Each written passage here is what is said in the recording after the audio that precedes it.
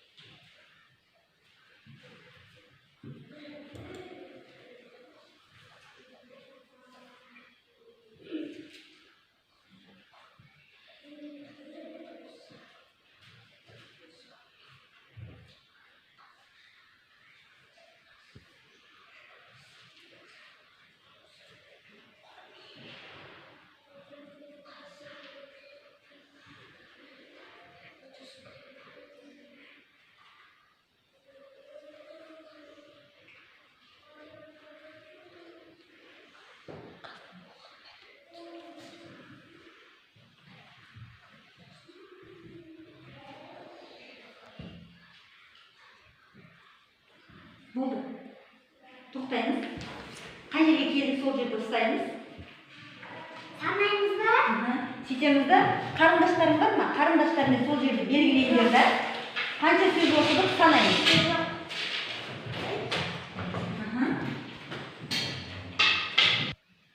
1, 2, 3, 4, 5, 6, 7, 8, 9, 10, 11, 12, 13, 14, 15, 16, 17, 18, 19, 20, 21, 22, 27. Қай жерге дейін?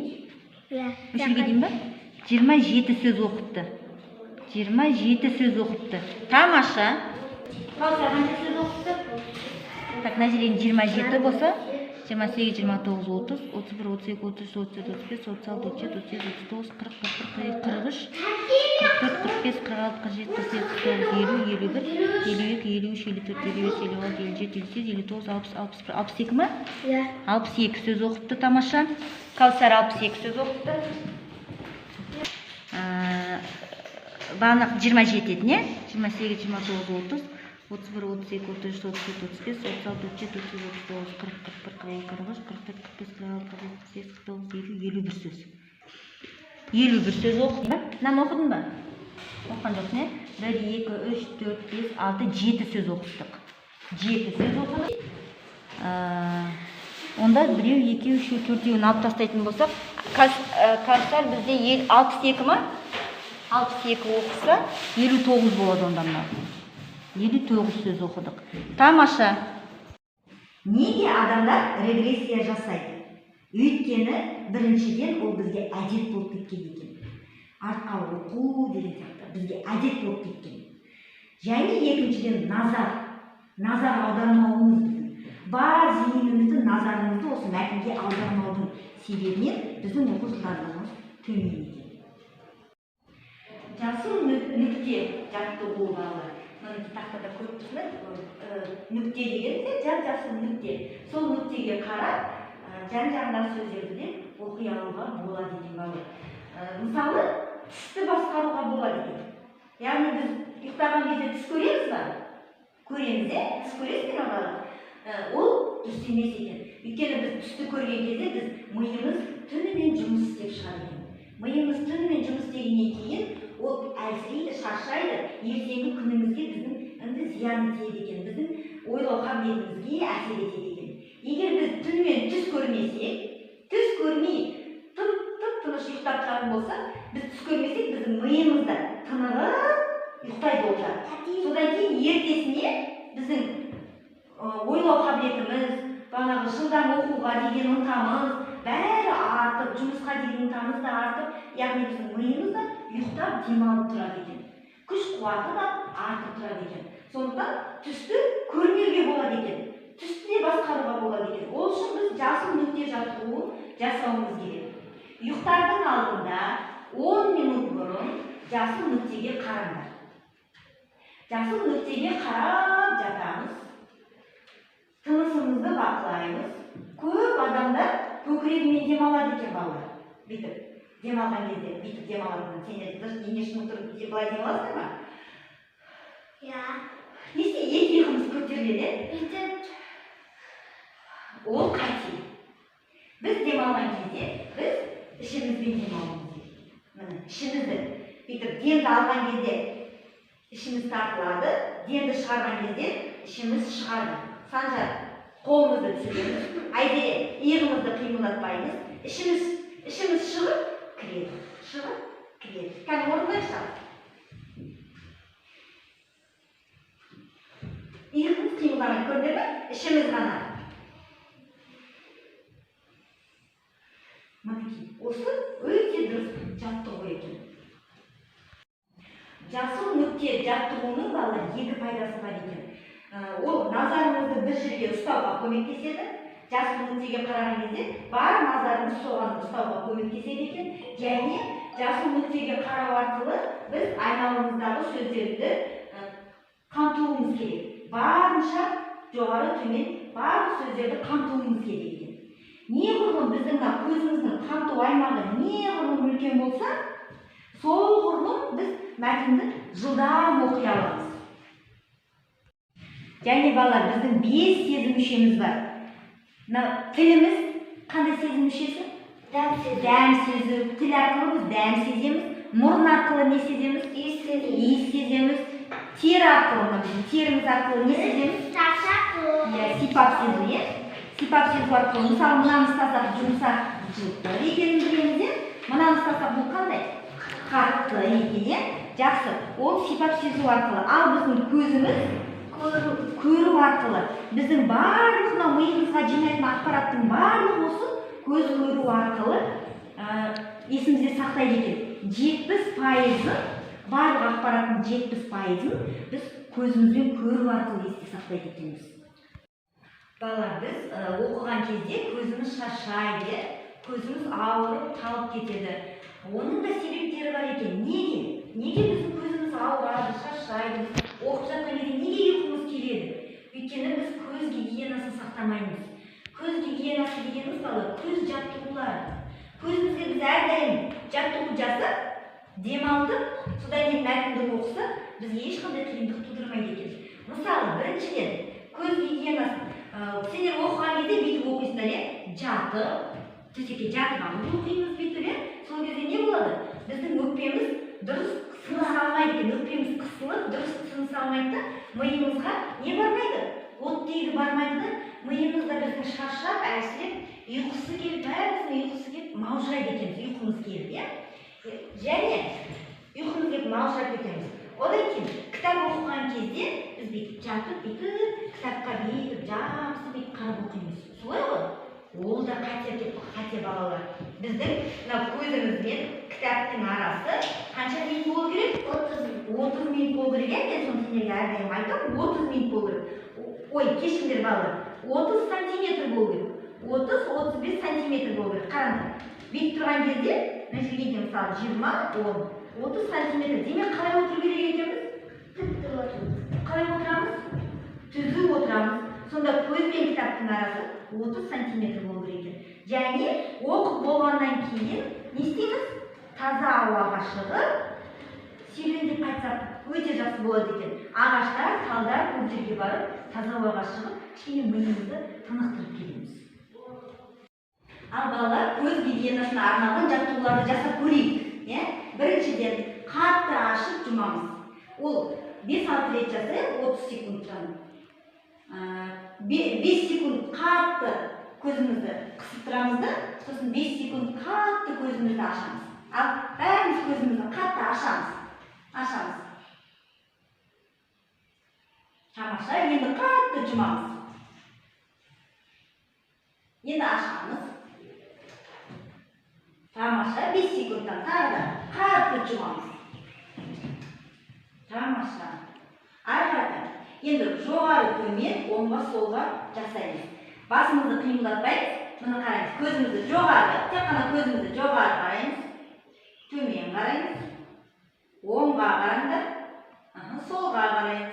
Тамаша. Тағы да жоғары, төмен, оңға, солға қараймыз. Өте керемет.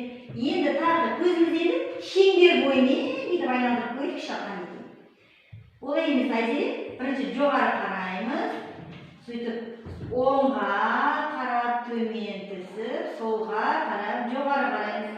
Тек қана көзімізді ғана. Түсіндің бе? Басымыз түзу тұрады, қарымыз жасаймыз.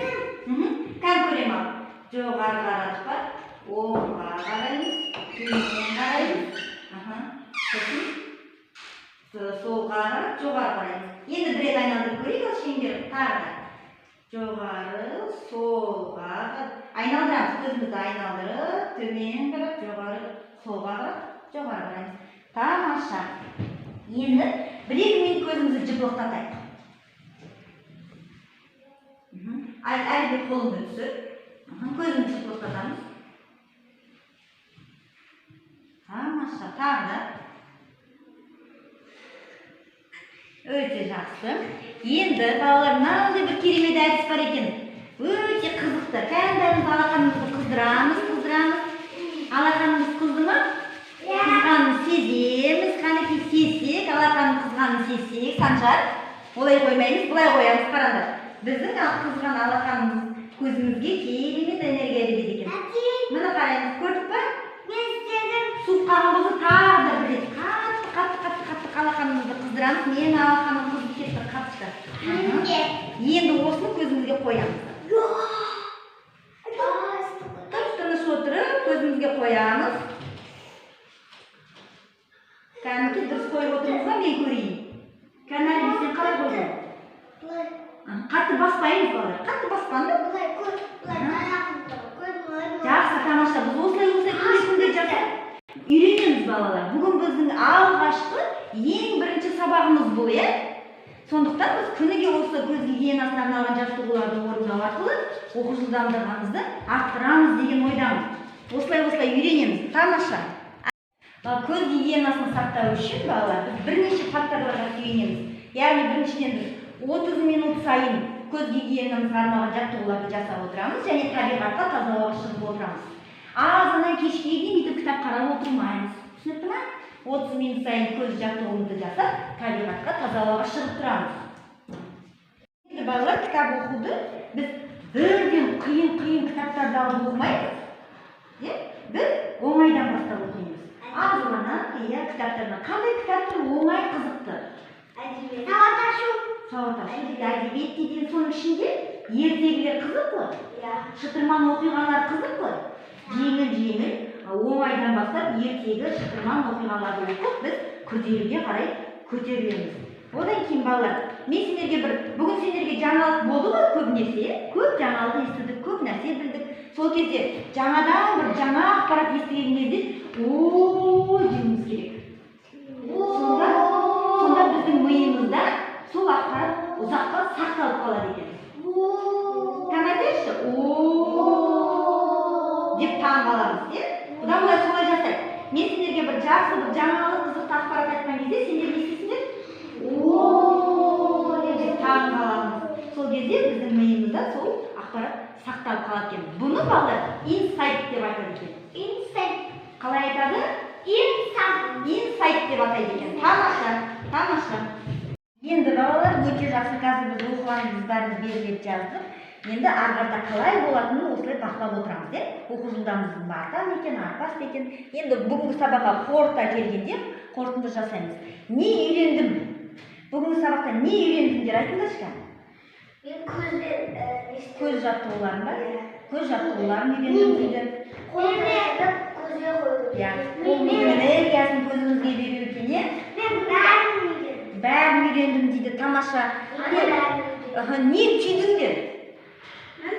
Ойымызға не түйдік? яғни жылдам оқуға болады ма екен?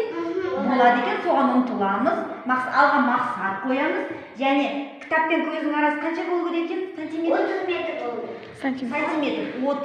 30-35 сантиметр болу керек екен. Тағы да не түйдік?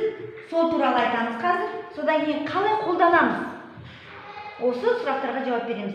Өздеріңнің үйренгендеріңді енді қалай қолданасыңдар?